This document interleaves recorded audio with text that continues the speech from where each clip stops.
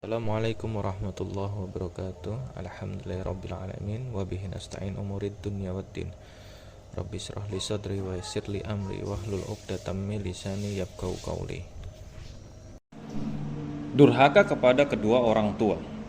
Seorang anak yang tidak mau membalas budi kedua orang tuanya adalah anak yang durhaka, sebab anak tersebut tidak atau kurang menyadari bahwa kehadirannya di atas dunia ini adalah karena melalui perantara kedua orang tuanya tersebut. Jasa orang tua terhadap anaknya tidak mungkin akan terbalas walaupun segunung emas yang dipersembahkan kepada orang tuanya itu, sebab nilai kasih sayang dan keikhlasan tidak dapat dinilai dengan harta dan benda. Dalam soal bakti, pertama harus kita tunjukkan kepada Allah Subhanahu wa taala dalam segala macam bentuk pengabdian dengan rasa ikhlas dan merendah diri. Kedua adalah orang tua yang tidak kecil jasanya membesarkan, memelihara, mendidik, dan bahkan sampai menjodohkan serta menyediakan segala keperluan anaknya walaupun sudah dewasa. Karena begitu besar jasa orang tua kepada anaknya, maka Allah memperingatkan dan memerintahkan kepada setiap anak supaya berbakti kepada kedua orang tuanya, sebagaimana firman Allah Subhanahu wa taala yang artinya, dan Tuhanmu telah memerintahkan supaya kamu jangan menyembah selain Dia, dan hendaklah kamu berbuat baik kepada ibu bapakmu dengan sebaik-baiknya. Jika salah seorang di antara keduanya atau kedua-duanya sampai berumur lanjut dalam pemeliharaanmu, maka sekali-kali janganlah kamu mengatakan kepada keduanya perkataan dan janganlah kamu membentak mereka dan ucapkanlah, wahai Tuhanku, kasihinlah mereka keduanya sebagaimana mereka berdua telah mendidik aku waktu kecil. Al-Quran Surat Al-Isra ayat 24-25. Pada ayat lain Allah Subhanahu wa taala berfirman yang artinya, dan kami perintahkan kepada manusia berbuat baik kepada kedua orang ibu bapaknya, ibunya telah mengandungnya dalam keadaan lemah yang bertambah-tambah dan menyapihnya dalam 2 tahun. Bersyukurlah kepadaku dan kepada kedua orang ibu bapakmu, hanya kepadakulah kembalimu. Al-Quran Surat Al-Luqman ayat 14. Dari ayat tersebut di atas dapat kita pahami bagaimana seharusnya kedudukan ibu bapak dalam pandangan anaknya. Seharusnya dia beri kedudukan istimewa dalam lubuk hatinya. Dia kasihi dan sayangi, dan dia ayomi, terutama sesudah berusia lanjut. Dalam ayat tersebut juga dinyatakan sekiranya ada di antara hamba Allah ini yang menyatakan ucapan syukur atau terima kasih, maka Allah lah yang pantas menerimanya. Kemudian kedua orang tua, bahkan kepada orang lain lebih dahulu yang mungkin dianggapnya berjasa dalam hubungannya dengan masalah kedudukan, bantuan ekonomi, dan sebagainya. Tidak sedikit kita lihat orang yang mengorbankan segala-galanya karena alasan balas jasa, berhutang budi kepada seseorang. Jasa yang diperoleh sesaat saja, bersedia dibalas dengan pengorbanan harta, malahan bisa jiwa. Namun, jasa orang tua yang diperoleh sepanjang hidup biasanya terlalaikan, bahkan ada sebagian orang yang mengabaikannya sama sekali. Menurut riwayat Ibnu Abbas, bahwa ada 3 ayat Al-Quran yang diturunkannya di dalam mengandung 2 perintah yang selalu bergandengan, yaitu taatlah kepada Allah dan taatlah kepada Rasul, dirikanlah olehmu sholat dan tunaikanlah olehmu zakat, bersyukurlah kepadaku dan kepada kedua orang tuamu. Kemudian Rasulullah SAW bersabda yang artinya, Allah ridho kalau kedua orang tua ridho, dan Allah marah kalau kedua orang tua marah. Hadis riwayat Tirmizi, Ibnu Hibban, dan Al-Hakim. Restu dan doa orang tua sangat perlu dalam mengiringi hidup seseorang agar mendapat ridha Allah dan terhindar dari murkanya.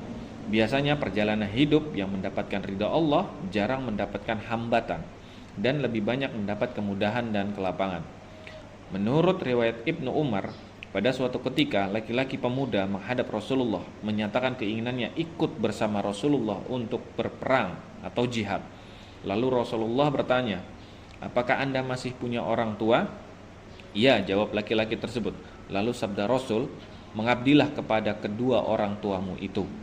Di sini kita lihat bahwa pengabdian terhadap orang tua mempunyai nilai yang sama dengan jihad atau perang. Bahkan harus mendahulukan orang tua. Orang yang durhaka kepada kedua orang tua tidak hanya di akhirat saja dia mendapat siksa, tetapi sejak di dunia sudah merasakan azabnya. Dan tidak jarang kita lihat orang yang hidup melarat karena mendapat sumpah serapah dari orang tuanya. Menurut riwayat lain, pernah seorang laki-laki datang menghadap Rasulullah dan bertanya, "Ya Rasulullah, siapakah di antara manusia ini yang lebih pantas baik saya jadikan sahabat atau teman?" "Ibumu," jawab Rasul. "Kemudian siapa lagi?" kata laki-laki tersebut. "Ibumu," jawab Rasulullah lagi. "Kemudian siapa lagi?" kata laki-laki itu. "Ibumu," jawab Rasulullah. "Kemudian siapa lagi ya Rasul?" kata laki-laki itu. "Bapakmu," dan seterusnya kerabat yang terdekat secara berurutan, jawab Rasulullah Shallallahu Alaihi Wasallam. Berbuat baik kepada ibu diulang sampai 3 kali oleh Rasulullah, sedang kepada bapak hanya 1 kali. Hal ini menunjukkan bahwa kasih sayang ibu biasanya lebih besar daripada bapaknya. Demikian juga pengorbanan ibu lebih berat kalau dibandingkan dengan pengorbanan bapak. Ada satu cerita yang amat menarik yang pernah terjadi di masa Rasulullah Shallallahu Alaihi Wasallam, yaitu seorang anak yang bernama Alqamah yang kurang memperhatikan ibunya yang sudah tua renta. Alqamah ialah orang yang sangat taat kepada Allah Subhanahu wa taala, rajin sholat, tekun puasa, dan dermawan pula. Pada suatu ketika dia jatuh sakit yang amat parah. Untuk memberitakan sakitnya itu, istrinya disuruh menghadap Rasulullah dan menyampaikan kepada beliau bahwa suaminya dalam keadaan sekarat.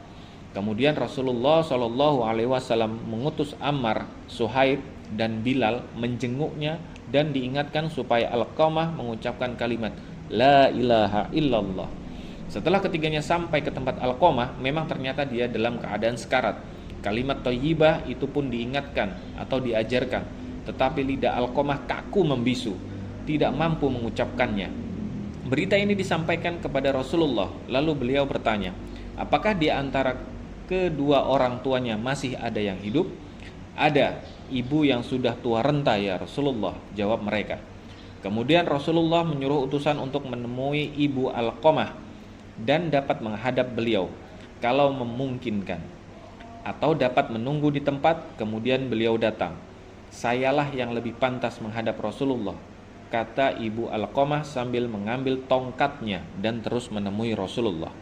Kemudian Rasulullah bertanya kepada ibunya, "Bagaimana keadaan Alqamah?" "Dia rajin sholat, rajin puasa, dan banyak bersedekah," kata ibunya.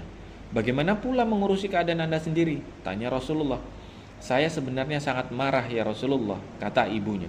"Kenapa?" kata Rasulullah. "Dia lebih mementingkan istrinya dan mengabaikan saya." "Ya Rasulullah," kata ibunya. Rupanya inilah yang menjadi penyebab Alqamah tidak dapat mengucapkan kalimat La ilaha illallah, kata Rasulullah. Kemudian Rasulullah memerintahkan Bilal untuk mengumpulkan kayu api sebanyak-banyaknya. "Apa yang akan Anda lakukan ya Rasulullah?" kata ibunya. "Saya akan membakar Alqamah di hadapan Anda," kata Rasulullah. "Hati kecilku tak menginginkan. Bila Anda membakarnya di depan mataku ya Rasulullah," sahut ibunya. "Tidakkah azab Allah lebih keras dan lebih kekal?" kata beliau. "Bila hati kecil Anda menginginkan Alqamah mendapat ampunan dari Allah, relakanlah kesalahannya. Karena tidak ada manfaat sholat, puasa, sedekah Alqamah selama Anda masih tetap marah kepadanya." Rasulullah berkata. "Kalau demikian saya relakan dan maafkan ya Rasulullah," kata ibu Alqamah. "Bilal, silakan pergi melihat Alqamah dan perhatikan apakah dia sudah mampu mengucapkan La ilaha illallah atau tidak," kata Rasulullah. "Barangkali ibu Alqamah tadi mengatakannya tidak sesuai dengan kata hatinya, karena malu kepada saya," kata Rasulullah. Begitu Bilal sampai didengarnya Alqamah mengucapkan La ilaha illallah, kemudian Bilal berkata kepada orang banyak, kemarahan ibu Alqamah lah yang menyebabkan lidahnya keluh, dan ridhanya pula yang menyebabkan lidahnya lancar mengucapkan kalimat thayyibah tersebut. Pada hari itu juga Alqamah meninggal dunia, dan pada saat pemakamannya Rasulullah datang. Dalam kata sambutan beliau mengatakan, "Wahai jamaah muhajirin dan ansor, Siapa saja yang lebih mengutamakan istrinya daripada ibunya, maka akan mendapat laknat kutukan dari Allah, para malaikat dan manusia semuanya. Tidak ada jalan lain kecuali segera bertaubat kepada Allah Subhanahu wa taala serta memohon maaf dan ridho orang tuanya. Karena seseorang akan mendapat ridho Allah apabila orang tuanya ridho, dan seseorang akan mendapat murka Allah apabila orang tuanya marah kepadanya. Dari kisah di atas dapat kita pahami bahwa betapa pentingnya kedudukan kedua orang tua di hadapan seorang anak, karena orang tua dapat mengantarkan ke pintu gerbang surga karena bakti anaknya tersebut, dan sebaliknya dapat pula mengantarkan anaknya ke pintu neraka atau sengsara karena dia durhaka kepada orang tua. Bagaimanapun taat seorang anak kepada Allah dan berapa banyak kebajikan yang diperbuat tidak dapat membebaskan dari azab Allah bila hati orang tuanya yang telah luka belum terobati dengan jalan meminta maaf dan memohon ridhonya.